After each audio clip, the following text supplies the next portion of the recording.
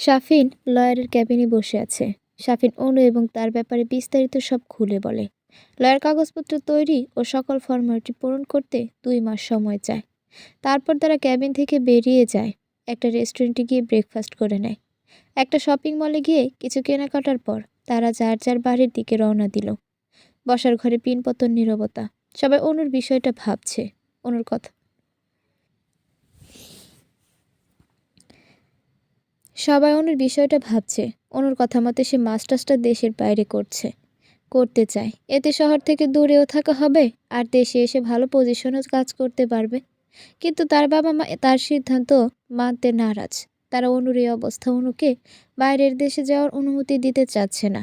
অনু একা হলেও কথা ছিল, তার প্রেগনেন্সির সময় বিভিন্ন সমস্যা হয় যা অনুর পড়ালেখাও ইফেক্ট করবে। আর এমনিতেও অনুকে তারা একা ছাড়তে যাচ্ছে না। কিন্তু অনুর কথাতেও যুক্তি আছে, তার কথাগুলো একেবারে ফেলে দেওয়ার মতো না। আর সাদাত ওও অনুর কথায় সায় দিয়েছে, তার মতে অনুর সিদ্ধান্ত সঠিক। তাই অনুর বাবা মা বাচ্চাটার কথা বলায় সাদাত তাদের বুঝিয়ে বলে, দেখো মামা মামি, আমি তোমাদের চিন্তাটা বুঝতে পারছি, কিন্তু তোমরা অনুর বাচ্চাটাকে তার দুর্বলতা কেন ভাবছো? বাচ্চাটাই হবে তার আসল শক্তি। আর বাইরে যাবার পর অনুর কথা তোমাদের ভাবতে হবে না, সব আমার উপর ছেড়ে দাও। অনুর দেখাশোনার দায়িত্ব আমি নিলাম। আমি আজই কিছু ভার্সিটিতে অ্যাপ্লাই করব, বাকি সব চিন্তা আমার। তোমরা শুধু অনুকে সাপোর্ট করবে। অনেক চেষ্টার পর অনু বাবা মাকে রাজি করাতে পেরেছে সাদাত।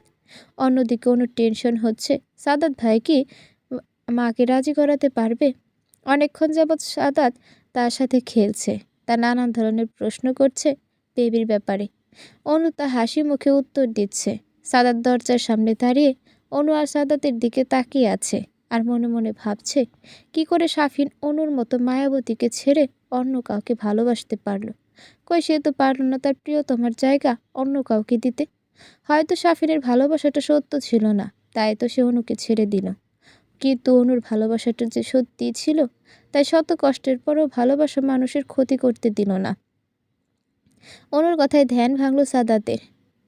কি হলো সাদাত ভাই, কি বললো বাবা মা? তারা কি মেনে নিয়েছে? আমাকে যেতে দেবে তো? সাদাত ভাবলো একটু মজা নেওয়া যাক, তাই সে মন খারাপ করে বলল, না রে অনু, অনেক চেষ্টা করলাম তাদের বোঝানোর, কিন্তু তারা বুঝলো না। তারা তোকে কিছুতে একা ছাড়তে চাচ্ছিল না, কিন্তু অনুমতি দিয়েই দিল। অনু প্রথমে কথাটা ধরতে না না পারলেও মন খারাপ করলো। যখন বুঝতে পারলো সে তাড়াতাড়ি সাদাতের দিকে তাকালো। সাদাত ভাই নেড়েও হ্যাঁ বোঝালো, আর অনুর খুশিতে চোখের জল এসে গেল। আর সাদাতকে মারতে থাকলো, তার সাথে মজা করার শাস্তি। আমি তোর ভালো থাকার সুস্থ থাকার সম্পূর্ণ দায়িত্ব নিয়েছি, তাই তোকেও কথা দিতে হবে আমাকে যথাযথ সাপোর্ট দিবি। কোনো কিছুতে হেওয়ালি চলবে না। খাওয়া দাওয়া করবি, রেস্ট করবি। আর তোকে কিছু বই দিচ্ছি, সেগুলো এখন থেকে পড়া শুরু করে দিবি, কারণ অ্যাপ্লাইয়ের পরে তোকে এক্সাম দিতে হবে। এক্সামে ভালো রেজাল্ট করলে তবেই চান্স পাবি। আর আমাকে আরও কথা দিতে হবে, সব সময় তুই এখন যেমন আছিস তেমন থাকবি।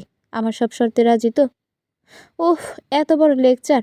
ওকে ওকে আমার বাপ, তোর সব কথা মেনে চলবো, সবসময় হাসি খুশি থাকবো, ঠিক মতো খাবো, রেস্ট করব, আর পড়ালেখা করব। এবার খুশি তো? সাদাত মুচকি হেসে, চল তোর বই নিয়ে আসি, আর ডাক্তারের কাছেও যেতে হবে, তাই না? আর সব থেকে বড় দায়িত্ব আমি তোকে দিলাম, আমার প্রিন্সেসের খেয়াল রাখা। আমার প্রিন্সেসের সেবা যত্নে যদি কোনো ত্রুটি হয়, তবে গিয়ে তোর কান ধরে দেশে নিয়ে আসবো। তোকে কে বলেছে প্রিন্সেস হবে? আমার তো একটা প্রিন্স চাই। ঠিক আর কিছু বলল না অনু, অন্যদিকে ঘুরে গেল। সাদাত কথা ঘুরানোর জন্য বলল, চল চল জলদি জলদি রেডি হ, তোদের তো আবার আটা ময়দা মাখতে সবসময় চলে যায়। প্রত্যুত্তরে অনু কিছু বলল না। 10 মিনিটের মধ্যে অনু আর সাদাত বেরিয়ে গেল বই কেনার উদ্দেশ্যে। তারপর সেখান থেকে হসপিটাল যাবে। ইরাকে কিছু দূর এগিয়ে দিয়ে শাফিন সেই রাস্তা পার হতে যাবে, অমনি কিছু দূরে হসপিটালের গেটের সামনে তাকিয়ে সে থমকে গেল। অন্য একটা ছেলের সাথে বেশ হাসাহাসি করে হসপিটাল গেট থেকে বের হচ্ছে। ছেলেটাকে চিনতেও বেশি সময় লাগলো না শাফিনের। ছেলেটা সাদাত, অনুর মামাতো ভাই। অনু আর সে খুব ফ্রেন্ডলি। তাই সাফিন সাদাতকে পছন্দ করতো না। আর অনুকেও নিষেধ করে দিয়েছিল সাদাতের সাথে যোগাযোগ রাখতে। অনু এক বাক্যে মেনে নিয়েছিল। তাহলে হঠাৎ কেন সে সাদাতের সাথে হসপিটালে এলো? কোনো সমস্যা হয়নি তো অনুর? সে এগিয়ে গেল অনুর দিকে, কিন্তু তাদের কাছে পৌঁছানোর আগেই তারা একটা রিক্সা নিয়ে চলে গেল। সাফিনের কয়েকবার অনুর নাম ধরে পেছন থেকে ডাকলো, কিন্তু সে শুনতে পেল না। দেখতে দেখতে সাফিনের দৃষ্টি থেকে চলে গেল তারা। বাইরে বের হওয়ার পর থেকে অনু কিছুটা মনমরা হয়েছিল, তাই সাদাত তাকে নানা কথা বলে হাসানোর চেষ্টা করছিল। বিভিন্ন ধরনের কৌতুক বলছিল, হাসির ঘটনা বলছিল, আর সেগুলো শুনেই অনু খিলখিল করে হাসছিল। সাদাতের সাথে থাকলে কিছু সময়ের জন্য হলেও সে সাফিনের দেওয়া কষ্টের কথা ভুলে যায় অনু। কিন্তু সে জানে এই হাসি মুখের পেছনে রয়েছে আরেকটা মুখ, যেখানে রয়েছে ভালোবাসার মানুষটাকে কাছে না পাওয়ার বেদনা। যে মানুষটার দুনিয়াতে কোনো অস্তিত্ব নেই, তাকে নিঃস্বার্থভাবে ভালোবাসে। কিছু ভালোবাসা মনে হয় এমনই হয়, মানুষের অস্তিত্ব না থাকলেও তার স্মৃতি নিয়ে সারা জীবন বেঁচে থাকা যায়। ডাক্তারের সাথে দেখা করার পর ডাক্তার তাকে নানা ধরনের উপদেশ দেয় এবং বেশি বেশি ফলমূল ও সবজি খেতে বলে। আর কোনো ধরনের দুশ্চিন্তা করতে নিষেধ করে, এতে বেবির সমস্যা হতে পারে। আর কিছু মেডিসিন দিয়ে দেয় নিয়মিত খাবারের জন্য। আর প্রতি মাসে কমপক্ষে একবার করে চেক আপের জন্য পরামর্শ দেয়। হসপিটাল থেকে বের হবার পর অনুর বারবার মনে হচ্ছিল সাফিন হয়তো আশেপাশেই আছে। সে তার অস্তিত্ব বুঝতে পারে, কিন্তু কথাটা সাদাত ভাইকে বলার সাথে সাথেই সে তার ভুল ধারণা বলে চালিয়ে দেয়। তারপর একটা রিকশায় ডাক দিয়ে তাতে উঠে পড়ে। রিকশায় ওঠার পরও অনুর মনে হচ্ছিল সাফিন দূর থেকে তার নাম ধরে ডাকছে। পরক্ষণে আবার ভাবলো সাফিন এখানে কোথা থেকে আসবে, তাও আবার এই সময়। এ সময় তো সে অফিসে থাকে, তাই সে মনের ভুল ভেবে আর তাকে নিয়ে মাথা ঘামালো না। কিন্তু সে যদি একবার পেছন ফিরে দেখত, তাহলে বুঝতে পারত কেউ একজন তার দিকে রাগ আর ভয় মিশ্রিত চোখে চোখে তাকিয়ে আছে। অনুকে বাসায় নামিয়ে দিয়ে সাদাত রিক্সা নিয়ে চলে গেল তার গুরুত্বপূর্ণ কাজ আছে বলে। মিসেস রাবেয়া অনেক করে লাঞ্চ করে যেতে বলল। সে অন্য একদিন বলে চলে গেল। তিনি আর কথা বাড়ালো না। অনু ঘরে গিয়ে ফ্রেশ হয়ে কিছুক্ষণের জন্য শুয়ে পড়ল। আজ বেশ হাঁটাহাঁটি হয়েছে তার, তাই সে ক্লান্ত। সাফিন বাড়িতে পৌঁছানোর পর আর স্থির থাকতে পারছে না। তার মাথায় বিভিন্ন প্রশ্ন ঘুরপাক খাচ্ছে। অনু কি অসুস্থ? কি হয়েছে তার? সে হসপিটালে কেন গেল? তার কেই বা সাদাতের সাথে এত হাসাহাসিভাবে কথা বলছিল? অনুকে সে যতটুকু চিনে, অনু খুবই খুবই ইমোশনাল মেয়ে। কোনো কিছু মনে আঘাত করলে তা সহজে ভুলে না। তাহলে কি অনু সাফিনের দেওয়া আঘাতগুলো ভুলে গেছে? সব ভুলে গিয়ে কি সাদাতের সাথে নতুনভাবে শুরু করতে চায়? কথাগুলো মনে হতে সে আরও অস্থির হয়ে গেল। সে সারা ঘরময় পায়চারি করতে লাগলো। অনুর উপরে তাহলে অন্য কেউ অধিকার খাটাবে। অনু অন্য কারো সংসার করবে। সাফিনের মতো করে কি অনু অন্য কারো কেয়ার নেবে? অন্য কেউ অনুকে খাইয়ে দেবে? না, আর ভাবতে পারছে না সে। মাথার ভেতরে সব তালগোল পাকিয়ে যাচ্ছে। মাথার রগগুলো যেন ছিঁড়ে যাচ্ছে। থাক না ভালো অনু অন্য কারো সাথে, এটাই তো সে চায়। সেও তো ইরার সাথে ভালো আছে, তাহলে অনু কেন ভালো থাকবে না? তারপরেও ভালো থাকার অধিকার আছে তার। আর সাফিন এই তো তাকে দূরে সরিয়ে দিয়েছে। তাহলে এখন কেন অনুর জন্য তার মন পড়ে? কথাগুলো মুখে তুললেও মন মানতে নারাজ। মন বলছে অনু শুধুই তার। অনুর উপর অধিকার শুধুমাত্র সাফিনের আছে। অনুকে শুধু সাফিন ছুঁতে পারবে, আর অনু সাফিনকে ভালোবাসবে, অন্য কাউকে না। এবার সাফিন ভাবছে সত্যিই কি সে ইরাকে ভালোবাসে, নাকি শুধুই মোহ? ইরার সাথে কেউ হেসে হেসে কথা বললে তার রাগ হয় না। ইরাকে অসুস্থ দেখলে তো তার চিন্তা হয় না। ইরার আনন্দে তো সে আনন্দিত হয় না। সে শুধু খুশি হওয়ার চেষ্টা করে। সাফিন ফোন বের করে ওপেন করলো। এখানেই বন্দি হয়ে আছে তার অনুর হাজারো স্মৃতি। হাতে হাত ধরে হাঁটা, রিকশায় চড়া, অনুর ফুচকা খাওয়ার ভঙ্গির, নদীর পাড়ে কাঁধে মাথা রেখে বসে থাকা, আরও নানা স্মৃতি আছে তাদের। এক সময় এসব জিনিসগুলো উপভোগ করত সে। অনুর চাকগুলো বরাবরই খুব সাধারণ ছিল। নদীর পাড়ে হাঁটতে যাওয়া, ফুচকা খাওয়া, একসাথে বসে মুভি দেখা, মাঝে মাঝে অনুকে খাইয়ে দিত শাফিন। পাগলিটা যে তার বড়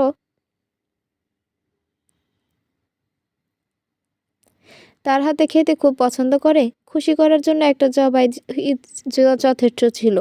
অন্যদের মতো গোলাপ নয়, জবা তার প্রিয় ফুল ছিল।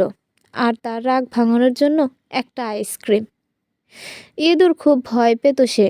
ইঁদুর দেখলে চিৎকার করে বাড়ি মাথায় তুলে নিত। তাই মাঝে মাঝে সে ইঁদুরের ভয় দেখিয়ে অনুকে দিয়ে তার বাড়িতে কাজ আদায় করে নিত। কথাগুলো ভেবে শাফিন হেসে উঠল। শাফিনের মনে হচ্ছে কত যুগ পার হয়ে গেছে সে অনুকে দেখে না। এর মধ্যে ফোন আসে। হ্যালো ইরা, বল, কি করছো তুমি? আর তোমার গলার আওয়াজ এমন লাগছে কেন? ও কিছু না, এমনি বেশিক্ষণ শাওয়ার ছিলাম তো, তাই কপালটা একটু কুঁচকে বসে আছে। তুমি বলো, তোমার কি খবর? কি জন্য ফোন দিয়েছো? ওহ, আসল কথা তো বলতে ভুলেই গেলাম। আগামী সপ্তাহে আমার এক ফ্রেন্ডের বার্থডে। সেখানে আমার কিছু ফ্যামিলি ফ্রেন্ডরাও থাকবে। আমি তোমার কথা বলেছি ওদের, তাই তুমিও ইনভাইটেড। আমি চাচ্ছি তোমাকে সব সাথে ইন্ট্রোডিউস করাতে। আর সেখানে আমাদের এঙ্গেজমেন্টের কথা বলবো বাবা মায়ের সাথে। ও আচ্ছা, ঠিক আছে, সময় আর প্লেস বলে দিও, তাহলেই হবে। ওহ, মানে কি শাফিন, তুমি এক্সাইটেড না? আমি তোমাকে আমার ফ্যামিলির সাথে পরিচয় করিয়ে দিতে চাচ্ছি, এঙ্গেজমেন্টের কথা বলতে চাচ্ছি। আর তোমার মধ্যে সামান্যতম এক্সাইটমেন্ট নেই? ও শুধু ও ও শুধু ও বলছো? লাইফ সিরিয়াসলি শাফিন, শাফিন, তুমি জানো আমি কতটা এক্সাইটেড? শাফিন, সত্যি করে বলো তো, তুমি কি আমার নিয়ে সিরিয়াস তো, নাকি বউ যাওয়ার শোকে পাগল হয়ে গেছো?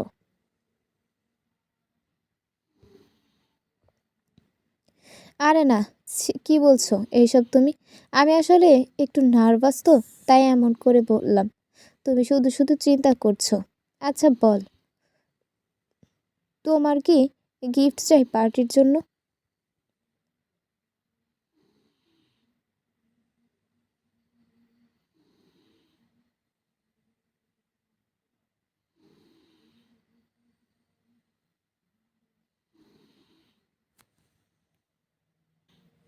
শাফিন জানে কিভাবে ইরাকে শান্ত করতে হয়। গিফটের কথা শুনে ইরা শান্ত হলো। তারপর তার বার্থডে পার্টির প্ল্যানিং নিয়ে কিছু কথাবার্তা বলল। কথা শেষে শাফিন বলল, এরা চলো না, তাড়াতাড়ি বিয়েটা করে ফেলি। কেন? আমার বাবুটার বুঝি কষ্ট হচ্ছে আমাকে ছাড়া থাকতে? তুমি বললে আমি এখনই তোমার বাসায় চলে আসব। না, বিয়ের পরে তোমাকে একদম বৈধভাবে নিজের করে পেতে চাইবো। অবৈধ ভাবে আর না। বিয়ের পর একবারে বেঁধে ফেলবো। আর বাবার বাড়ি যাও চলবে না। কনফিউজ। শফিউলের কথা শুনে এরা লজ্জা পেয়ে ফোন রেখে দিল। এভাবে চলছিল শাফিন আর অনুর দিনগুলো। অন্যদিকে অনুর দিনগুলো যাচ্ছে তার পরিবার লেখাপড়া নিয়ে, তার ভেতরে থাকা কষ্টগুলো, ছোট্ট প্রাণটাকে নিয়ে। অনুদের বাসা থেকে বেরিয়ে সেদিন সন্ধ্যায় কানাডার বিভিন্ন ভার্সিটিতে স্কলারশিপের জন্য আবেদন করে সাদাত। কারণ কানাডাতে সাদাতের বড় চাচার ফুল ফ্যামিলি নিয়ে থাকেন, সেখানেই বিজনেস তার। অনু সেখানে গেলে সে নিশ্চিত থাকতে পারবে, কারণ তার বড় চাচা চাচি খুবই অমায়িক লোক। আমাদের একটা মেয়েও আছে, আর তারা অনুকেও নিজের মেয়ের মতো দেখবে, খেয়াল রাখবে, এটা তার বিশ্বাস। তাছাড়া সে তাদের সাথে কথা বলেছেন এবং তারা তাকে আশ্বাস দিয়েছে অনুর সম্পূর্ণ খেয়াল রাখার। আর অনুর খোঁজ খবরও তাদের কাছ থেকে সহজে পাওয়া যাবে। দেখতে দেখতে অনুর এক্সামের রেজাল্ট দিয়ে দিল। বিবিএ রেজাল্টে পয়েন্ট ভালো থাকায় আর এক্সাম ভালো দেওয়ায় সে 3টি ভার্সিটিতে টিকলো। এই কয়েকদিন অনু দিন রাত এক করে শুধু পড়েছে। আর তার ফলও সে পেয়েছে। তার বাবা মা এবং সাদাত ভাই তাকে সাপোর্ট করেছে। যেসব বিষয়গুলো জটিল ছিল তা নিমিষেই সাদাত ভাই সমাধান করে দিয়েছে। সাদাতের চাচু বাসা থেকে কিছু দূর যে ভার্সিটি আছে সেখানে অ্যাডমিশন ফর্ম ফিল আপ করে মেইলের মাধ্যমে এবং তারা সকল আনুষ্ঠানিক নিয়মকানুন জানিয়ে দেয়। ভিসার অন্যান্য কাগজপত্র তৈরির জন্য 1 মাস থেকে 2 মাস সময় লাগতে পারে বলে জানানো হয়। এর মধ্যে অনু আর সাদাত ব্যস্ত হয়ে যায় সকল কাগজপত্র পাসপোর্ট সহ সব কিছুর ব্যবস্থা করার জন্য। এভাবেই অনুর দিনগুলো কাটতে থাকে। দেখতে দেখতে ইরার ফ্রেন্ডের বার্থডের দিন এসে পড়ে। সেদিনের রাগ ভাঙানোর ভর্তুকি হিসেবে ইরাকে নীল রঙের দামি গ্রাউন্ড কিনে দিতে হয়, যেটা সে আজ পরবে। আর শাফিনের ড্রেস কোড নীল স্যুট প্যান্ট ও ব্ল্যাক শু সেট করে দেয় ইরা। সকাল থেকেই ফোনে শাফিনকে এটা সেটা বলে যাচ্ছে ইরা, কিন্তু শাফিন তা কানে নিচ্ছে না। সেটা সে বেশ ভালোই বুঝতে পারছে। শুধু হা হা করে হু হা আর নাতে উত্তর দিচ্ছে সে কয়েকদিন ধরে শাফিনকে লক্ষ্য করছে আগের মতো। সে দুষ্টু পানোচ্ছল ছেলেটা আর নেই। যাকে দেখে ইরা প্রেমে পড়েছিল। চেহারাও কেমন যেন মিলিয়ে গেছে। চোখ দেখে মনে হয় কত রাত ঘুমায় না সে। কথাবার্তা কম বলে। আগের মতো ঘুরতে বের হয় না। অফিস টাইমের পর ডিনারে যায় না। কিছু বললে বিয়ের কথা বলে, তাই ইরাও কথা বাড়ায় না। এত তাড়াতাড়ি বিয়ে করতে চায় না সে। আগে লাইফটাকে এনজয় করতে চায়। সে জানে বিয়ে করলেই বাধা পড়ে যাবে। ইরা ফোনটা রেখে এসব ভাবতে থাকে। ইরার সাথে কথা বলে যেই শাফিন ফোনটা রাখতে যাবে তখনই কলিং বেল বেজে উঠল। দরজা খুলে দেখল তার মা দাঁড়িয়ে আছে। এই কয়েকদিনে সে তার কথা ভুলেই গিয়েছিল। অনু থাকতে তার সাথে নিয়মিত কথা বলতো, নিজের জন্য না হলে অনুর জন্য। মিসেস রাহিলা অনুকে খুব পছন্দ করেন না বিধায় অনুর সাথে ঠিকভাবে কথা বলতেন না। তাই শাফিনকে দিয়ে কথা বলাতো। অনুর কথা অনুযায়ী এখানে 1 কাজে 2 কাজ হতো। খোঁজ খবরও নেওয়া হতো, আবার মা ছেলের সম্পর্কও ভালো হলো। এ বিষয়টি মিসেস রাহেলা ঠিক বুঝতেন, কিন্তু কখনো কিছু বলেননি। আচ্ছা মা, অনুর কথা জিজ্ঞেস করলে তাকে কি জবাব দেবে? পরক্ষণেই ভাবল, মা তো অনুকে পছন্দ করে না, তাই বেশি সমস্যা হবে না।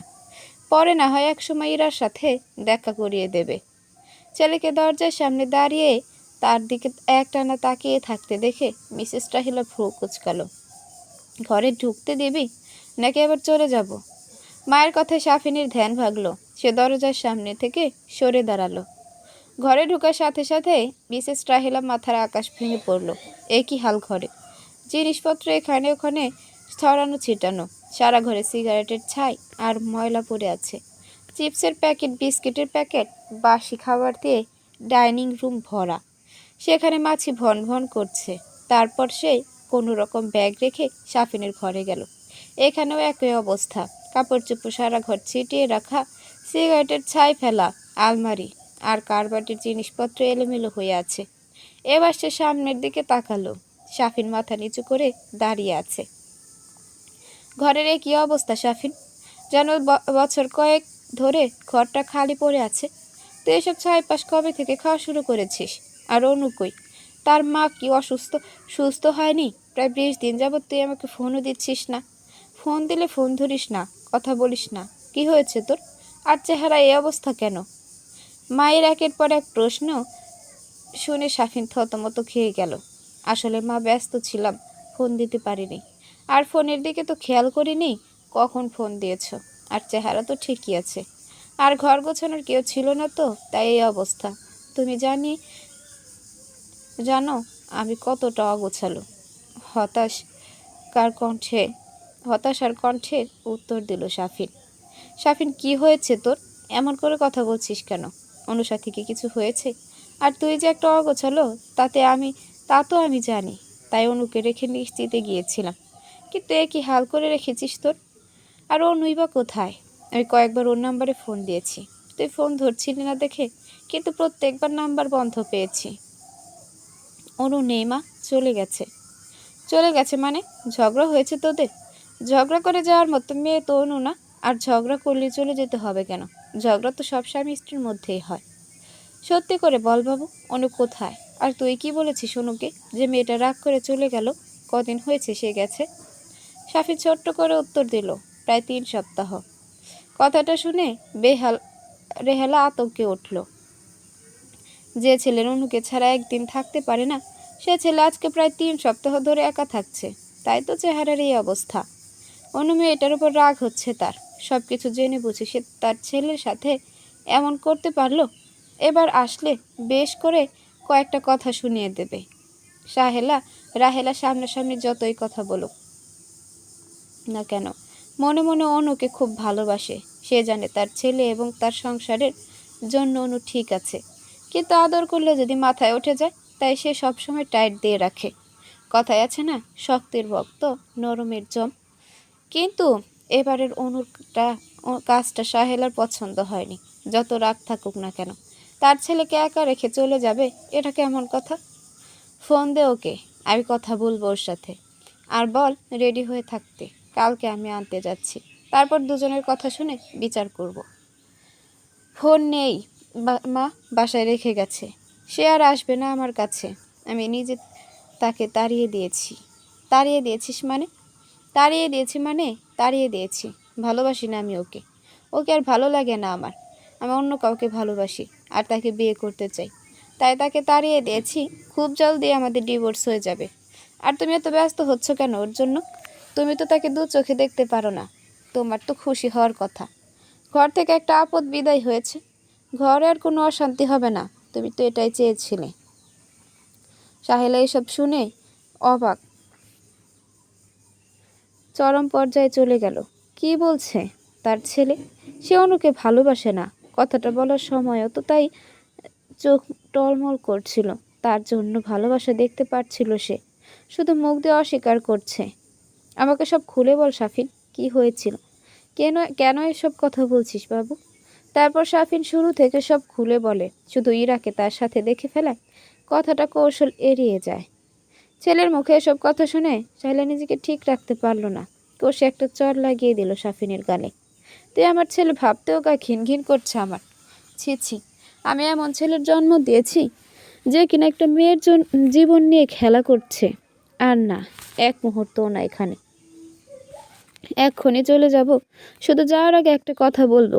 খুব বড় বড় ভুল করেছিস তুই। একদিন পস্তাবি, খুব করে পস্তাবি। মুখে ভালোবাসি না বললো, আমি স্পষ্ট তোর চোখে ভালোবাসা দেখতে পাচ্ছি। তুই এই মুহূর্তে অন্ধ হয়ে গেছিস। কোনটা ভালোবাসা আর কোনটা মোহ তুই চিনতে পারছিস না। মোহকে ভালোবাসা ভেবে আঁকড়ে ধরতে চাচ্ছিস, আর ভালোবাসাকে দূরে ঠেলে দিচ্ছিস। চিন্তা করিস না, তোর পস্তানোর দিন বেশি দূরে নেই। যখন সব মোহ কেটে যাবে, কাউকে পাবি না বেঁচে থাকার জন্য, ভালোবাসার জন্য, সেদিন আমি তোকে ফিরিয়ে দেব না। বেশি কষ্ট হলে আমার কাছে চলে আসবি। মা, তুমি এই প্রথম আমার গায়ে হাত তুললে। হয়তো তোমার কথাগুলো ঠিক, আমি একটা মেয়ের জীবন নষ্ট করেছি, কিন্তু আমি সত্যি এরাকে ভালোবাসি, অনুকে না। ভালোবাসাহীন সম্পর্কে শুধু শুধু নিজেকে আটকে রাখার কোনো মানেই হয় না। তাই তাকে মুক্ত করতে চাইছি। আর তুমি কোথায় যাবে না যাবে, আমি একা থাকতে থাকতে হাঁপিয়ে উঠেছি। আর না, তুমি একবার ইরার সাথে কথা বলো। তুমি দেখো, ও একদম আমার জন্য পারফেক্ট। অনু না, তুমি একবার কথা বললেই বুঝতে পারবে। প্লিজ মা। ছেলের এমন অবস্থা দেখে সাহেলা আর কিছু বলল না, শুধু শুধু মনে মনে আফসোস করতে লাগলো তার ছেলের পরিণতির কথা ভেবে। তারপর কোনো কথা না শুনেই তো বাসা ত্যাগ করলো। সে জানে তার ছেলে তার ভুল বুঝতে পারে, খুব জলদি আসবে তার কাছে অনুকে ফিরিয়ে আনতে। কিন্তু তখন হয়তো খুব দেরি হয়ে যাবে। সে অনুকে হাড়ে হাড়ে চেনে। এত কিছুর পর অনু তার কাছে কখনোই ফিরবে না। ঘণ্টাখানেক পর আবার কলিং বেল বেজে উঠল। সাফিন দরজা খুলে দেখে এরা একটা মোটামুটি বয়সের মহিলা নিয়ে দাঁড়িয়ে আছে। তারা ভেতরে ঢুকলো, আর মহিলাটিকে এরা ঘর পরিষ্কারের কাজে লাগিয়ে দিল। সাফিন দেখল এরা তার দেওয়া গ্রাউন্ডটা পরেছে, মুখে ভারী মেকআপ আর চুলগুলো ছেড়ে দেওয়া। কড়া পারফিউমের স্মেল আসছে শরীর থেকে। নিজের বিষণ্ণ মনকে শান্ত করার জন্য সে তাকে জড়িয়ে ধরতে গেলে কিন্তু তার আগে ইরা তাকে সরিয়ে দিল। সে পরিপাটি হয়ে এসেছে, এখন সাফিনের সাথে জড়াজড়ি করলে সব নষ্ট হয়ে যাবে। এত কষ্ট করে মেকওভার করেছে, ফ্রেন্ডদের কাছ থেকে প্রশংসা না শুনে তা নষ্ট করতে চায় না সে। তাই তাকে ঠেলে ওয়াশরুমে পাঠালো গোসলের জন্য। তারপর সাফিনের জন্য আনা কাপড়গুলো বের করে রাখলো। 10 মিনিটের মাথায় সাফিন গোসল করে শুধুমাত্র একটা টাওয়াল পরে বের হলো। চুল থেকে পানি পড়ছে ফর্সা গায়ে বিন্দু বিন্দু। পানিগুলোর মুখ তার মতো ছড়িয়ে আছে। ইরার ইচ্ছে করছে সাফিনকে খেয়ে ফেলতে। ছেলেটা এত সুন্দর কেন? চোখ দুটো দেখলেই ডুব দিতে ইচ্ছে করে তার। ঠোঁটটা তো একদম মেয়েদের মতো। মেকআপ নষ্ট হওয়ার ভয় আর কিছু করলো না, শুধু হালকাভাবে সাফিনের ঠোঁটে ঠোঁট লাগালো। তারপর তাকে রেডি হতে পাঠিয়ে দিল। সাফিন রেডি হয়ে বের হলো। তারপর ড্রেসিং টেবিলের সামনে গিয়ে চুল ঠিক করতে লাগলো। ইরার তো বেহুশ হবার দশা। সাফিনকে নীল স্যুটে অসম্ভব সুন্দর লাগছিল। সাফিন মনে মনে ভাবলো নীল অনুর পছন্দের রং ছিল। যখনই সাফিনের জন্য কাপড় কিনতো তার নীল রঙের কিছু না কিছু থাকতোই। সাফিনের ফর্সা গায়ে নীল রংটা মানাতো বেশ। রাত 9টার সময় তারা বের হলো পার্টির উদ্দেশ্যে। প্রায় 9:30টার দিকে তারা হলরুমে পৌঁছালো। হলরুমে পৌঁছে এরা দৌড়ে গিয়ে একটা ছেলেকে টাইট ভাবে হাঁক করলো। ছেলেটাও তাকে বিশ্রীভাবে জড়িয়ে ধরলো, যেটা সাফিনের মোটেও ভালো লাগলো না। ইরার ডাকে সাফিন সেদিকে এগিয়ে গেল। সে তাকে পরিচয় করিয়ে দিল অন্য পাশে থাকা ব্যক্তিটির সাথে। সাফিন, মিট মাই ফ্রেন্ড আওয়াজ। আওয়াজ সাফিনের হাতে হাত রেখে আজের দিকে তাকিয়ে মুচকি হেসে, he is my fiancée Safin. Is not he so handsome and good looking? আওয়াজ বাঁকা হেসে সাফিনের সাথে হাত মিলালো। তারপর ইরাকে বলল, ইয়া, তোমাদের দেখে যে কেউ বলবে mad for each other. He is a charming guy and divorcee also sorry to say, but সত্যিটাই বললাম।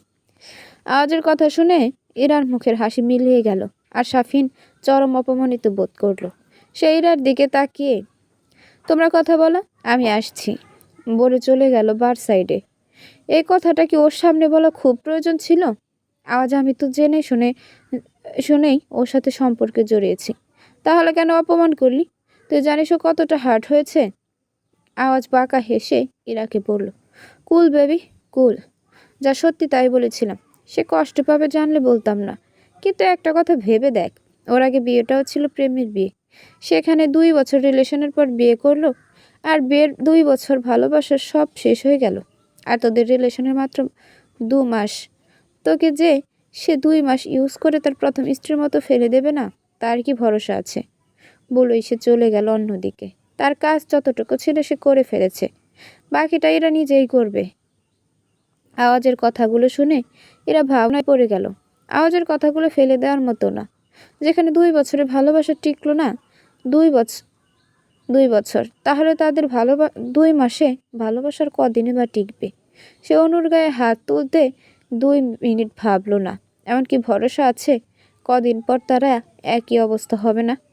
তার সাফিনের সাথে কি আগানো উচিত, নাকি সে বেশি ভাবছে? সাফিন খুব ভালো ছেলে, অনু তার যোগ্য ছিল না, তাই সে তাকে ছেড়ে দিয়েছে। কিন্তু ইরার তো সব যোগ্যতা আছে, তাহলে তাকে কেন ছাড়বে? ভেবে আওয়াজের বলা কথাগুলো মাথা থেকে ঝেড়ে ফেলল। তারপর সাফিনের খোঁজে বেরিয়ে পড়ল। অনুর বাইরে যাওয়ার জন্য কাগজপত্র সম্পূর্ণ রেডি, শুধু ভিসা আসার অপেক্ষায় আছে। সেটাও 15-20 দিনের মধ্যে পৌঁছে যাবে বলে কর্তৃপক্ষ জানিয়েছে। তাই সে বাকি দিনগুলো তার বাবা মার সাথে কাটাচ্ছে। বাবার কাছে ছোট বাচ্চাদের মতো চকলেটের আইসক্রিমের আবদার করে, মায়ের কাছে বিভিন্ন রান্নার আবদার করে। যদিও কিছু ভালো মতো খেতে পারে না, খাওয়ার সাথে সাথে গড় করে বমি করে দেয়। কিন্তু অন্যদের মতো অনুর প্রেগনেন্সিতে অত সমস্যা হয় না, শুধু মাঝে মাঝে বমি হয়। তেল দিয়ে দেওয়া, ঘুমানোর সময় বিলি কেটে দেওয়া তার নিত্যদিনের আবদার। প্রতিদিন সকাল বিকাল বাবার সাথে হাঁটতে যায় আর নানান বিষয় নিয়ে গল্প করে। মাঝে মাঝে সাদাতকে নিয়ে আসে, আড্ডা দেয়, গল্প করে, আর বাচ্চাদের মতো অনুকে এটা সেটা বোঝায়। অনু অবুঝ বাচ্চার মতো শুধু হু হা করে মাথা নাড়ে আর তাদের এসব কাণ্ড দেখে অনুর বাবা মিটিমিটি হাসে। অনুর মা মনে মনে ভাবে, ইস, যদি ছেলে মেয়ে দুটোকে একসাথে করে দেওয়া যেত সারা জীবনের জন্য, তাহলে হয়তো তারা সবসময় এমন হাসি খুশি থাকতো। কিন্তু সে জানে অনু কখনোই তার কথা শুনবে না, কারণ ছোটবেলা থেকে অনু সাদাতকে বেস্ট ফ্রেন্ডের মতো ভাবে। আর সাদাত তো বিয়ে করবে না, সে তার স্ত্রীকে এখনো ভালোবাসে ভাবতে একটা চাপা নিঃশ্বাস ছাড়ল। হঠাৎ তার হাতে ফোনটি কেঁপে উঠল। স্ক্রিনে নম্বর দেখে রাবিয়া অবাক হয়ে গেল। এটা অনুর শাশুড়ির নাম্বার। মাঝে মাঝে কথা হতো তাদের। মহিলা বেশি কথা বলতে চাইতেন না, কিন্তু তার কথা শুনে বোঝা যেত সে অনুর যথেষ্ট খেয়াল রাখে। তিনি অসুস্থ হয়ে যাওয়ার পর মিসেস রেহানা প্রায়ই খবর নিতেন তার। ফোনটা বাজতে বাজতে বন্ধ হয়ে গেল। কয়েক সেকেন্ড পর আবার ফোনটা বেজে উঠল। সে কাঁপা কাঁপা হাতে রিসিভ করলো। ফোনের ওপাশ থেকে ভেসে আসলো কিছু কথা। আসসালামু আলাইকুম আব্বা, কেমন আছেন? আপনার শরীরটা এখন কেমন আছে? কথাগুলো বেশ মিনমিন করে বলল রাহেলা। কেমন আছেন কথাটা জিজ্ঞেস করতেও যেন সংকোচ হচ্ছে তার। কিন্তু তার তো অনুর সাথে কিছু কথা বলতে হবে। তার ফোন তো বন্ধ, তাই তার মার কাছে ফোন করা। সে খবর পেয়েছে অনু তার মায়ের কাছেই আছে। রাবিয়া সালামের উত্তর নিল। ওয়ালাইকুম আসসালাম আপা, আপনার ছেলে আমাদের যেমন রেখেছে ঠিক তার থেকেও ভালোই আছি। একটা মেয়ের এই অবস্থায় যখন তার স্বামী তাকে ছেড়ে দেয়, তারপর তার বাবা মা যতটুকু ভালো থাকার কথা তার থেকে অনেক ভালো আছি। আর কিছু শুনতে চান? কী জন্য ফোন করেছেন? কিছু বলার থাকলে বলতে পারেন। এই অবস্থায় বলতে কি হয়েছে? অনুর কি কোনো সমস্যা? আমাকে বলতে পারেন। আমি কালই ওদের ব্যাপারে জানলাম। বিশ্বাস করুন, আমি ওর সাথে যতই কঠোর হই না কেন, আমি মন থেকে অনুকে খুব ভালোবাসি। আমি জানিও কতটা লক্ষ্মী মেয়ে, কিন্তু আমার ছেলে যে হীরাকে কাজ ভেবে ফেলে দেবে তা আমি জানতাম না। আমি নিজে ওর বাসা থেকে চলে এসেছি, আর নিজেরই ঘৃণা হচ্ছে ওর ওপর। আমি আমার ছেলের সাফাই গাইতে ফোন দেইনি। আমি অনুর সাথে কিছু কথা বলতে চাই। অনুকে কি ফোনটা কিছুক্ষণের জন্য দেওয়া যাবে? আমি কিছু কথা বলে রেখে দেব। দেখুন, আমার মেয়েটা সবেমাত্র এসব দুশ্চিন্তা থেকে মুক্ত হয়েছে, নিজেকে তৈরি করার জন্য শক্ত হয়ে দাঁড়িয়েছে। এখন আপনি যদি এই সময় কোনো রকম কথা বলে পুরনো ঘা খুঁটিয়ে তোলেন, তাহলে ভেঙে পড়বে। আমি চাই না এমন কিছু হোক। তারপর রাবেয়া তাকে অনুর সিদ্ধান্তের ব্যাপারে খুলে বলল। রাবেয়া কথাগুলো শুনে খুশি হয়। আপনি চিন্তা করবেন না আপা, আমি এমন কিছুই বলবো না যা ওর ভবিষ্যৎ নষ্ট করবে। আমি এমন কিছু কথা বলবো যাতে সে আরো শক্ত হয়ে উঠতে পারে। আমি অনুর আর একটা মা হয়ে তার সাথে কথা বলবো। আর মায়েরা কখনোই সন্তানের খারাপ চাইবে না। আপনি আমার উপর আমার কথা বিশ্বাস করতে পারেন। রাহেলার কথাগুলো রাবেয়ার ভালো লাগলো, তাই সে ডাইনিং রুমে গিয়ে অনুকে ফোনটা দিয়ে বলল, কথা বল। অনু জিজ্ঞেস করলো, কে মা? রাবেয়া কিছু বললেন না। সে রুম ত্যাগ করলো। অনু ফোন হাতে নিয়ে নিল। আসসালামু আলাইকুম, কে বলছেন? রাহেলার খুব আফসোস হলো। অনুর মতো একটি মিষ্টি মেয়ে তার দরকার ছিল। তার বড় ছেলের বউ কি ভালো, কিন্তু একটু কথা বেশি বলে।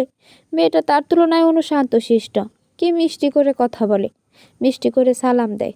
আর মেয়েটার সাথে তার ছেলে এমন করলো, সে নিজেও তো কম করেনি। যখন তখন মেয়েটাকে কথা শুনিয়ে দিয়েছে। ওয়ালাইকুম আসসালাম। জিজ্ঞেস করবো না কেমন আছিস, শুধু এতটুকুই বলবো, নিজেকে এমনভাবে গড়ে তোল যেন কেউ তোর দিকে চোখ তুলে তাকিয়ে কথা বলতে না পারে। সবার জন্য উচিত জবাব দিতে শেখ। অন্যের উপর এতই নির্ভরশীল হোস না যে নিজেকে ভুলে যাস। সবাইকে বুঝিয়ে দে কে কার কতটা যোগ্য। আর সবসময় মনে রাখবি, তোর এই মা সবসময় তোর পাশে আছে। কথাগুলো বলতে বলতে রাহেলের গলা ধরে এলো।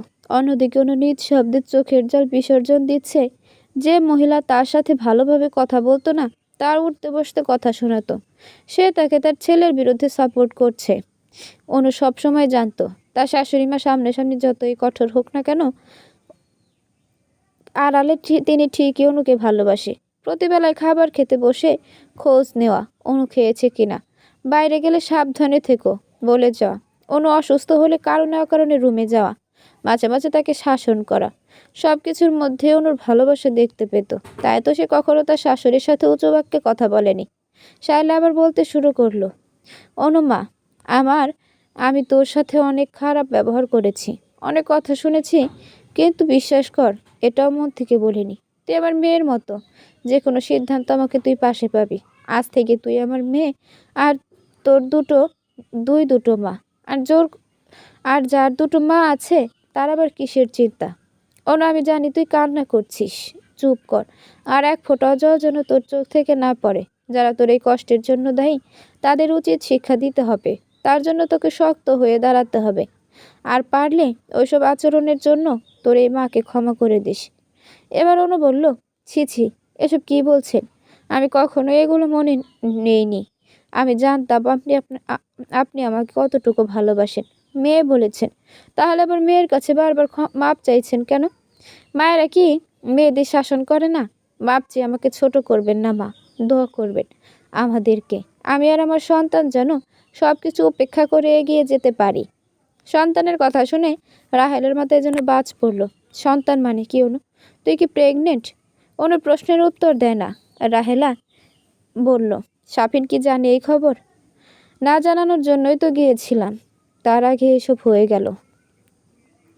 তোমার জানানো উচিত ছিল, তাহলে হয়তো সাফিনের মনটা ঘুরে যেত, হয়তো ওই মেয়েকে ছেড়ে যেত তোমাদের ভবিষ্যতে সন্তানের কথা ভেবে। অনু সামান্য হাসল। না মা, এমনটা হতো না। যেখানে আমার ভালোবাসা অস্বীকৃতি জানিয়েছে, সেখানে বাচ্চাটাকে মানতো না। আর বাচ্চাটার কথা ভেবে সংসার করলো, সেখানে ভালোবাসা থাকতো না। সেটা হতো দয়ার সংসার। আর আমি এতই ফেলনা হয়ে যাইনি যে আমাকে ওর মতো দুশ্চরিত্রের সাথে সংসার করতে হবে। আর আমি আমার সন্তানের জন্য চরিত্রহীন বাবা চাই না। ঠিক বলেছ অনু, কিন্তু আমার মনে হয় সাফিনকে তার বাবা হওয়ার কথাটা বলা উচিত। তার তো অধিকার আছে। বাকিটা তোমরা যা বলো মনে হয় করো। আমি সব সময় তোমার সাথে আছি। আমার সাথে যোগাযোগ রেখো। মাঝে মাঝে এই মায়েরটার খবর নিও। আর কোনো ধরনের সমস্যা হলে আমাকে জানিও। আজ তাহলে রাখি, মাঝে মাঝে ফোন দেব। শাশুড়ির সাথে কথা বলে অনু বারান্দায় গেল।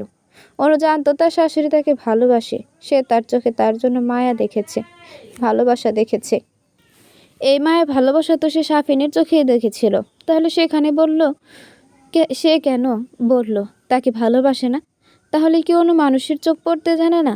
সাফিনকে পাওয়া গেল বার সাইডে একটা লোকের সাথে কথা বলছো বললে ভুল হবে, কোনো অনুরোধ করছে। লোকটা তার দিকে ফিরেও তাকাচ্ছে না। এরা তাদের সামনে গেল। সে শুনতে পেল সাফিন বলছে, প্লিজ ভাই, অন্তত তুই আমাকে বোঝ। প্লিজ ভাই, অন্তত সবাই আমার থেকে মুখ ফিরিয়ে নিলে আমি কিভাবে থাকবো? লোকটি বলছে, তোকে আমার নিজের ভাই বলতেও ঘৃণা হচ্ছে। তোকে আমি ভালো জানতাম, মনে মনে সবসময় তোকে নিয়ে গর্ব করতাম। তুই এমন একটা কাজ করতে পারলি, আমি বিশ্বাসই করতে পারিনি। এর মধ্যে এরা সেখানে উপস্থিত হলো। সাফিনকে লোকটা যার সাথে তুমি এভাবে কথা বলছো, আর উনি বা কেন তোমার সাথে এমন বিহেভ করছে? এরা ভালোভাবে কথা বলো, উনি আমার বড় ভাই শাওন। ইরাকে দেখে শাওনের মুখে তাচ্ছিল্যের হাসি ফুটে উঠল। তার সামনে একটি মেকআপের স্তূপ দাঁড়িয়ে আছে। এই মেয়েটির কারণে তার ভাই আজ বিপথে। এবার শাওন ইরাকে একবার উপর থেকে নিচ পর্যন্ত দেখে নিল। মেয়েটিকে দেখে একটা জঘন্য ফিলিংস আসে।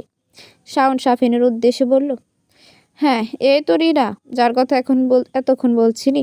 তুই একে অনুর সাথে তুলনা করছিস? শোন ভাই, মানুষের চেহারা দেখলে তার ক্যারেক্টার সম্পর্কে মোটামুটি ধারণা করা যায়। আমার কাছে ভালো চোখের ডাক্তারের নম্বর আছে। একবার ওনার সাথে কথা বলে নিস, চোখটা ঠিকঠাক জায়গায় আছে কিনা। পার্টিতে থাকার ইচ্ছাটাই মরে গেছে। হ্যাঁ, বলেই শাওন হলরুম ত্যাগ করলো। সে তার বন্ধুর ছোট ভাইয়ের বার্থডের ইনভিটেশনে এসেছিল। সেখানে তার শাহিনের সাথে দেখা। মাকে সাফিন তার অনুর ব্যাপারে সব বলেছেন। তিনি প্রচুর কান্নাকাটিও করেছেন। শাওন অনুকে নিজের বোনের মতো ভাবত। খুব মিষ্টি ছিল মেয়েটা, কিন্তু তার ভাইয়ের যে কি হলো কে জানে। চকচক করলে শোনা হয় না, তার অজানা নয়। আর এইদিকে ইরা ফুঁসছে, সাফিনের সামনে তার ভাই তাকে অপমান করে গেল, আর সে কিছু বলল না। তোমার সামনে দাঁড়িয়ে তোমার ভাই আমাকে এত কিছু বলে গেল, যা তা কমেন্ট করে গেল, আর তুমি কিছু বললে না। প্লিজ ইরা, সে আমার বড় ভাই, তাকে আমি কি বলতে পারবো? আর তাছাড়া ওরা অনুকে খুব ভালোবাসতো, তাই ওর সাপোর্ট করছে। তুমি চিন্তা করো না, একবার আমাদের বিয়েটা হতে দাও, তারপর দেখবে তোমাকে আপন করে নেবে। ভাইয়ার মনে অনেক অনেক ভালো, আর মাও তোমাকে মেনে নেবে। না এমনিতে অনুকে বেশি পছন্দ করতেন না। আর অপমানের কথা বলছো তো? তোমার ফ্রেন্ড ও তো তোমার সামনে আমাকে অপমান করলো, তুমিও তো একটা কিছু বললে না? ইরাকে এক হাত দিয়ে জড়িয়ে ধরে, এসব কথা বাদ দাও প্লিজ, রাগ করে থেকো না। নিজেদের মধ্যে রাগ করলেই বিষয়টি আরো জটিল হয়ে যাবে। তার থেকে ভালো সবার সাথে পরিচয় হওয়া যাক। ইরাও সাফিনের কথায় সায় দিল। রাগ করে সেই সুন্দর মুহূর্তটাকে নষ্ট করতে চায় না, তাই সে সাফিনকে তার বাবা মায়ের কাছে পরিচয় করাতে নিয়ে গেল। সাফিন সবার সাথে হাসি খুশিভাবে কথা বলল। ইরার মা বাবাও খুশি। ইরা তাদের একমাত্র মেয়ে, সে যদি সাফিনের সাথে ভালো থাকে তাহলে তাদের কোনো আপত্তিই নেই। আর সাফিন ছেলেটাও তাদের কাছে ভালো মনে হচ্ছে। তারা 2 সপ্তাহ পর ইরা আর সাফিনের এঙ্গেজমেন্ট ঠিক করলো। আর কয়েক মাস পর বিয়ে। ইরা তার বাবা মাকে সাফিনের প্রথম বিয়ের কথা বলল না, এড়িয়ে গেল। তারপর কিছু ফ্রেন্ডের সাথে পরিচয় করিয়ে দিল। বেশ হাসি আনন্দের মধ্যেই তাদের রাতটা কেটে গেল। ইরা তার বাবা মার সাথে চলে গেছে। সে আজকের রাতটা সাফিন সাথে কাটাতে চেয়েছিল, কিন্তু সাফিন কৌশলে মানা করে দিয়েছে। সাফিন রাত 8টায় এসে বাসায় ঢুকলো। কোনোরকম কাপড় চেঞ্জ করে শুয়ে পড়লো। শরীর ক্লান্ত থাকায় সাথে সাথেই ঘুমিয়ে পড়ল। ওর লাল লাল পেরে সাদা শাড়ি পরে হাঁটছে, সাথে হাতে হাত রেখে হাঁটছে সাফিন। পরনে সাদা পাঞ্জাবি, দুজনের মুখে হাসি। চারপাশে জবা ফুলের বাহার। হঠাৎই কোত্থেকে যেন এক ঝাঁক প্রজাপতির সাথে কারো ডাক ভেসে উঠল। কেউ তাকে ডাকছে বাবা বাবা করে। পেছনে তাকিয়ে দেখে একটা মেয়ে দৌড়ে তার কাছে আসছে। সেই হাত বাড়ানোর আগেই অনু তাকে কোলে নিয়ে পেছনে যেতে লাগলো। সাফিন ধরার জন্য হাত বাড়ালো, তার পা নড়ছে না, এক জায়গায় থমকে আছে। অনু পিছিয়ে যাচ্ছে একটা অন্ধকারের দিকে বহুদূর। সে অনুকে চিৎকার করে ডাকছে, কিন্তু অনু শুনছে না। আস্তে আস্তে অনু বাচ্চাটাকে নিয়ে অন্ধকারে মিলিয়ে গেল। সাফিন অনু বলে চিৎকার দিয়ে ঘুম থেকে উঠল। সারা গায়ে ঘামে জর্জরিত ঘড়িতে তাকিয়ে দেখি 4:30 আজান দিচ্ছে। সে শুনেছে ভোরের স্বপ্ন সবসময় সত্যি হয়। তাহলে এই স্বপ্নের মানে কি? আর বাচ্চা মেয়েটা কে? আর অনু তাকে কেন নিয়ে যাচ্ছে? এই স্বপ্নের মানে কি? সে খুব অস্থির হয়ে উঠল। কিছু ভালো লাগছে না তার। তার ভীষণ কষ্ট হচ্ছে। তারপর সে শাওয়ার নিয়ে মসজিদে গেল নামাজ পড়তে। এতে যদি তার কষ্ট হয়, কিছু লাভও হয়। বান্দার কষ্ট নাকি আল্লাহই ভালো বুঝেন। অনু আনমনে বারান্দায় দাঁড়িয়ে আছে। সাফিনের সাথে কথা কাটানো প্রত্যেকটা মুহূর্ত কথা চিন্তা করছে। কত ভালোবাসতো সে অনুকে। সবসময় বলতো অনুকে ছাড়া সাফিন অসম্পূর্ণ। সাফিনকে সম্পূর্ণ করতে হলে অনুকে চাই। তাহলে এই 3 সপ্তাহে সাফিন কই ছিল? একবার একটু ফোন দিয়ে জিজ্ঞাসা করেনি সে কোথায় আছে? খবর পর্যন্ত নেয়নি। ভালোবাসা নাই ছিল, কিন্তু সামান্য দায়িত্ববোধের কারণে তো সে একবার ফোন দিতে খবর নিতে পারত। হয়তো এখনো সাফিনকে পূর্ণ করতে অনুর প্রয়োজন নেই। এখন তার পূর্ণ করার জন্য তার প্রেয়সী এসে গেছে। সে তার যোগ্য ও স্মার্ট, তাই খবর নেওয়ার প্রয়োজন মনে করেনি। কথাগুলো মনে করতে চায় না অনু, কিন্তু কিভাবে যেন আপনা আপনি মনে এসে পড়ে। যখনই একা থাকে সাফিনের স্মৃতিগুলো তাকে তাড়া করে। কিছু সুখময় স্মৃতি আর কিছু দুঃখের স্মৃতিগুলো চাইলেও সে কোনোদিন ভুলতে পারবে না। হারিয়ে যাব একদিন আকাশের এক কোণে, পাবে না আমায় সেদিন, খুঁজবে সবখানে। হাসবো সেদিন ভাসবো তোমার চোখের জলে, সেদিন বুঝবে কি ছিলাম তোমার জীবনে। সকালে ঘুম থেকে উঠে নামাজ পড়ে বারান্দায় দাঁড়িয়ে সাফিনের ভাবনায় মগ্ন থাকা অনু নিত্যদিনের আভাস হয়ে দাঁড়িয়েছে। কিন্তু সে হয়তো জানে না দূর থেকে কেউ একজন তাকে গভীরভাবে পর্যবেক্ষণ করছে। আর সে কেউ নয়,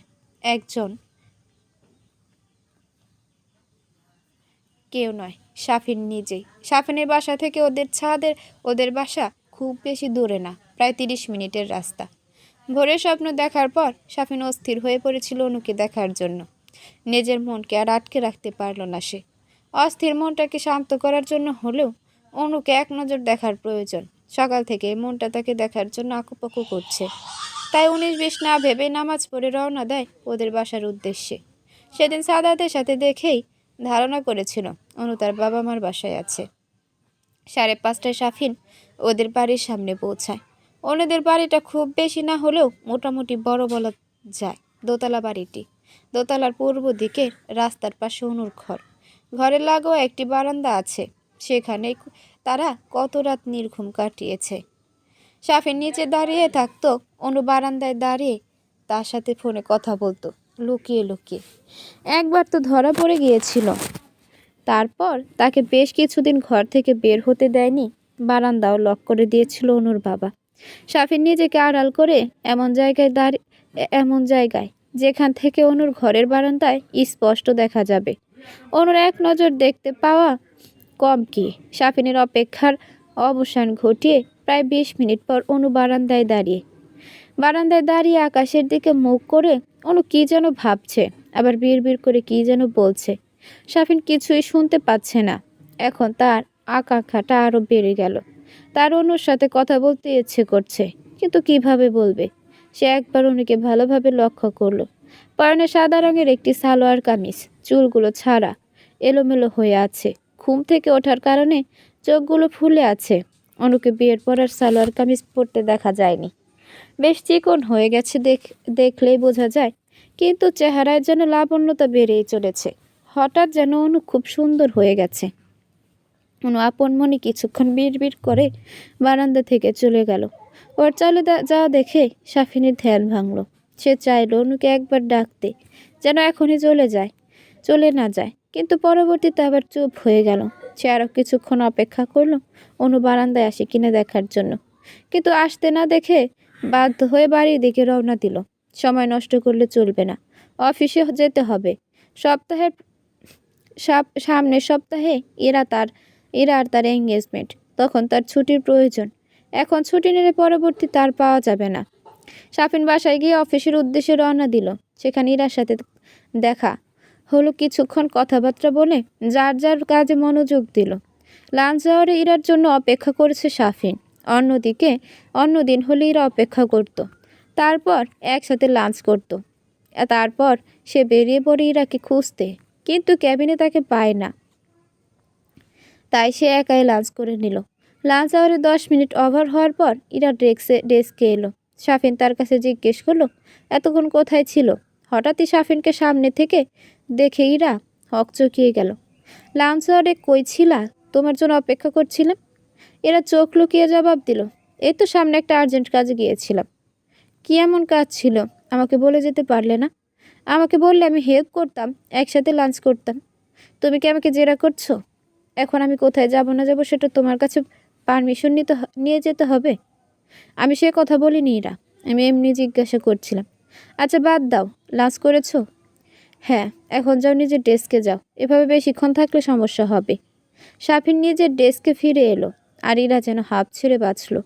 ছুটির সময় এরা ওভারটাইম করবে বলে থেকে গেল, তাই সাফিন আর কথা বাড়ায়নি, একাই বেরিয়ে গেল। বেশ কিছুদিন ধরে এরার পরিবর্তন লক্ষ্য করেছে সাফিন। আগে ফোন দিলে ঘন্টার পর ঘন্টা কথা বলতে চাইতো। সাফিনের সাথে এখানে সেখানে ঘুরতে যাওয়া, রেস্টুরেন্টে খাওয়া, শপিংয়ে যাওয়া কখনোই মিস করে না সে। আর এখন সাফিন আগ বাড়িয়ে বললেও সে ভালো লাগছে না বলে এড়িয়ে যায়। প্রায় সময় ফোন এঙ্গেজ থাকে, জিজ্ঞেস করলে চিল্লাপাল্লা করে নানান বাহানা দেয়। এসব বিষয়ে সাফিন কোনো আগ্রহ নেই, কিন্তু কোথায় যেন একটা খটকা লাগে। ইদানিং এর ওভারটাইম বেশি করে। অফিস ছুটির পর সাফিন একাই বের হয়, কিন্তু হঠাৎ একদিন কিছু কাজ থাকায় সে আশেপাশে থাকে। হঠাৎই তার চোখ যায় একটা বাইকে করে আওয়াজ, আর ইরা যাচ্ছে। সে প্রায় সাথে সাথে ইরাকে ফোন দেয়। হ্যালো, এটা কই তুমি? ইরা, কই তুমি মানে? আজব প্রশ্ন। 8 ঘন্টা আগেই তো বললাম তোমাকে আজকে ওভারটাইম করব, তাই অফিসে আছি। ও সরি, ভুলে গিয়েছিলাম। আচ্ছা রাখি, পরে কথা বলবো। সাফিন স্পষ্ট দেখেছে আওয়াজের সাথে একটা এটা ইরাই ছিল। তাহলে সে কেন মিথ্যা বলছে? একবার কি অফিসে গিয়ে খোঁজ নেবে? তারপর সে আবার অফিসের দিকে রওনা দেয়। ভেতরে যেতে চাইলে দারোয়ান তাকে বাধা দেয়। কাকে চাই? অফিসে ঢুকতে পারবেন না, অফিস টাইম শেষ। আমি এখানে কাজ করি, এই যে আমার আইডি। আসলে আমার এক ফ্রেন্ড ভেতরে আছে, ওভারটাইম করছে, জরুরি কিছু প্রয়োজনে তার সাথে দেখা করতে এসেছি। আইডি দেখে দারোয়ান আর তাকে আটকায় না। সে ভেতরে গিয়ে দেখে অনেকেই রয়েছে, কিন্তু সেখানে ইরাকে দেখতে পেল না। তাই সে অন্য এক কলিগ জিজ্ঞেস করলো, আসিফ, ইরা কই? ওর তো ওভারটাইম করার কথা ছিল, কিন্তু ওকে তো কোথাও দেখতে পাচ্ছি না। আসিফ কিছুক্ষণ ভেবে বলল, ইরা না, ইরাকে তো বস ওভারটাইম দেয়নি, তো সে এখানে কেন থাকবে? কি বলছিস? আজ 5 দিন যাবৎ ইরা ওভারটাইম করছে, আর তুই বলছিস ইরাকে ওভারটাইম দেয়নি? তুই বোধহয় খেয়াল করিসনি। দিলে তো জানতামই। আমি দেখলাম ইরাকে একটা ছেলের সাথে বাইকে করে চলে যেতে। প্রায় প্রতিদিনই তো যায়। কখন বের হয়? অফিস ছুটি হওয়ার ঠিক 10 মিনিট পর। ধন্যবাদ দোস্ত, আজ তাহলে আসি, পরে কথা হবে। সাফিন ভাবনায় পড়ে যায়। ইরা তাকে এতদিন মিথ্যা কথা বলে আসছে। সে আওয়াজের সাথে প্রতিদিন অফিসের পরে বেরিয়ে যায়, আর তাকে মিথ্যা বলে কেন? সে কি কখনোই তার স্বাধীনতায় হস্তক্ষেপ করেছে? সাফিন তো বন্ধু বান্ধবের সাথে দেখা করতে বাধা দিতে তাকে নিষেধ করেনি, আড্ডা দিতে নিষেধ করেনি। তাহলে কেন লুকোচুরি? সাফিনকে খুঁজে বের করতে হবে। পরের দিন যথাসময়ে অফিস ছুটি হয় ও রীতিমতো ইরা সাফিনকে ওভারটাইম বলে বিদায় করে, কিন্তু সাফিন নিচে অপেক্ষা করে থাকে কখন ইরা নামবে। সবার ছুটি প্রায় 10 মিনিট পর ইরা ফোনে কথা বলতে বলতে নিচে নেমে আসে। 1 মিনিটের মধ্যে আজ একটা বাইক নিয়ে আসে, আর ইরা তাকে পেছন থেকে চেপে ধরে বাইকে উঠে পড়ে। ইরাকে ফলো করার জন্য সাফিন তার বন্ধু থেকে একটা বাইক নিয়ে এসেছে। তার মন বলছে কি পিছু করাটা অন্যায়, কিন্তু আবার এটাও বলছে অন্তত ডাউট ক্লিয়ারের জন্য হলেও ফলো করা উচিত। 7-5 ভাবতে ভাবতেই সাফিন ইরাদের পেছনে যাওয়া শুরু করলো। তাদের বাইক একটা রেস্টুরেন্টের সামনে থামলো। এটা তারা আর ইরার প্রিয় রেস্টুরেন্ট। ইরার প্রিয় রেস্টুরেন্ট। ইরা আওয়াজকে নিয়ে রেস্টুরেন্টে ঢুকলো এবং প্রাইভেসির জন্য একটা কর্নারের টেবিলে বসলো। সাফিন তাদের পিছু পিছু একটা টেবিলে বসলো। সেখান থেকে তাদের দেখা যায়। রেস্টুরেন্ট হালকা আলো জ্বলছে। আগে হালকা আলোয় সাফিনকে দেখতে পাচ্ছে। দুজন ছায়ামূর্তি একে অপরকে আলিঙ্গন করে আছে এবং আস্তে আস্তে আরো গভীরে যাচ্ছে। বাকিটুকু দেখার মতো শক্তি সাফিন জোগাতে পারল না। দ্রুত রেস্টুরেন্ট ত্যাগ করলো। সে বিশ্বাস করতে পারছে না এরা তাকে এভাবে ধোঁকা দিল। সে তার জন্য অনুকে ছাড়লো। তার 1 সপ্তাহ পর তাদের এঙ্গেজমেন্ট। সে কিভাবে এই কাজ করতে পারলো? না, তার সাথে কথা বলতে হবে। সব কিছু মিটমাট করেই আগাবে সে। তা জানতে হবে এরা কি চায়। পরের দিন অফ থাকায় সে ইরাকে বাসায় আসতে বলল, কিন্তু সে আসতে নারাজ। তার গুরুত্বপূর্ণ কাজ আছে বলে এড়িয়ে যেতে চাইল। তবুও সাফিন জোর করলো। সাফিনের কথা না পেরে ইরাকে আসতে হলো। এরা বাসায় হাজির হলো সকাল 10টায়। তা কি খবর? কেমন চলছে দিনকাল? আজকাল তো দেখি আমাকে মনে পড়ে না। তোমায় আমি ফোন না দিলে ফোনও দাও না, খোঁজ খবর নাও না। কোথায় ঘুরতে যাওয়া হয় না। সামনের সপ্তাহে আমাদের এঙ্গেজমেন্ট। তোমার তো কোনো এক্সাইটমেন্ট দেখতে পাচ্ছি না। তুমি কি সত্যি আমাকে বিয়ে করতে চাচ্ছ? এগুলো কি ধরনের হেয়ালি কথা সাফির? আর বিয়ে করতে চাইবো না কেন? একটু ঝামেলায় আছি, অফিসে ব্যস্ত, কাজের চাপ, তাই তোমার সাথে বেশি কথা হয় না। বাইরে যেতে পারি না। তার মানে এ না যে আমি তোমাকে বিয়ে করতে চাই না। সাফিন ইরার 2 হাত নিজের হাতে নিল। ইরা, আমি আজকে তোমার কিছু কথা বলবো। আগে আমার সম্পূর্ণ কথা শুনবে, তারপর কথা বলবে। রাগ করতে পারবে না, কারণ আমি কোনো কিছু প্রমাণ ছাড়া করি না। ওকে, আমাকে প্রমিস করো। কি এমন কথা বলবে যে আমাকে প্রমিস করতে হবে? ওকে, যাও, রাগ করবো না। বলো কি বলবে। তারপর সাফিন তাকে গত 2 দিনের ঘটনা বলে। ওইরা এসব কিছুই সরাসরি অস্বীকার করে, কিন্তু পরবর্তীতে সাফিন অফিসে আসিফের কথা রেকর্ডিং রেস্টুরেন্টে ঢোকার সময় আওয়াজ ইরার ছবি দেখায়। তারপর আর কোনো রাস্তা না পেয়ে এরা সব স্বীকার করে। প্লিজ সাফিন, আমাকে মাফ করে দাও। আমি চাইনি তোমার সাথে এমন করতে। কিভাবে যেন ওর কথায় এসে যায়। সে আমাকে বলে তুমি আমার যোগ্য না। তুমি ডিভোর্সি। তুমি আমাকে বিয়ের পর আমাকে অন্যর মতো করে মারবে, বকবে, আমার সব স্বাধীনতা কেড়ে নেবে। আমি যেন তোমার সাথে সব সম্পর্ক শেষ করে দিই। তারপরে আস্তে আস্তে আমি ওর সাথে ক্লোজ হয়ে যাই। কিন্তু বিশ্বাস করো, আমি তোমাকে ভালোবাসি সাফিন। আমি তোমাকে ছাড়া বাঁচতে পারবো না। আমাকে এবারের মতো মাফ করে দাও। আর হবে না। প্লিজ আমাকে আর একটা সুযোগ দাও। সাফিন ইরাকে মাফ করে দেয় আর আওয়াজের সাথে যোগাযোগ করতে নিষেধ করে দেয়। আর ইরাও সব মেনে নেয়। তারপর আবার সব কিছু আগের মতোই হয়ে যায়। অফিসে যাওয়া, ইরার সাথে লাঞ্চ, ছুটির পর ইরাকে বাসায় পৌঁছে দেওয়া, আর রাতে অনুর বাড়ির রাস্তায় দাঁড়িয়ে থাকা। 1 সপ্তাহ পর এই 2 সপ্তাহ সাফিন প্রতিদিন রাতে অনুর বাড়ির সামনে দাঁড়িয়ে থাকতো। সকালে চলে যেত, মাঝে মাঝে অনুকে রাতেও দেখা যেত, আবার মাঝে মাঝে শুধু সকালে। তার অভ্যাস যেন একদিনেই খারাপ হয়ে গেছে। অনুর ঘুমু ঘুমু চেহারাটা দেখা তার নেশা হয়ে গেছে। আজ তার এঙ্গেজমেন্ট, আর তাই হয়তো আর আসা হবে না ভেবে চলে যেতে নিবে। হঠাৎ এসে সাদাতকে দেখলো বাড়ির ভেতরে যেতে, হাতে কিছু কাগজপত্র। ভাবলো বাইরে অপেক্ষা করা যাক, সাদাতকে অনুর থেকে দূরে থাকতে বলতে হবে। তাই সে অপেক্ষা করতে লাগলো। 1 ঘন্টা পর সাদাত বের হলো। যেই সেদিকে এগোবে, পেছনে অনুকেও বেরোতে দেখলো। তারা কোনো বিষয়ে জানি কথা বলছে বললে ভুল হবে। সাদাত বলছে, অনু মনোযোগ সহকারে শুনছে। তারপর সাদাত একটা রিক্সা নিল। সাফিনও তাদের ফলো করতে শুরু করলো। সাদাতের রিক্সা গিয়ে থামলো সিটি হসপিটালের সামনে। তারা থেমে পড়লো। তারপর অনু গাইনি বিভাগের ডাক্তারের ক্যাবিনের সামনে বসে পড়লো। সাফিন চুপি চুপি কিছুটা দূরত্ব বজায় রেখে সেখানে দাঁড়ালো দেখার জন্য। অনু সেখানে দাঁড়ালো।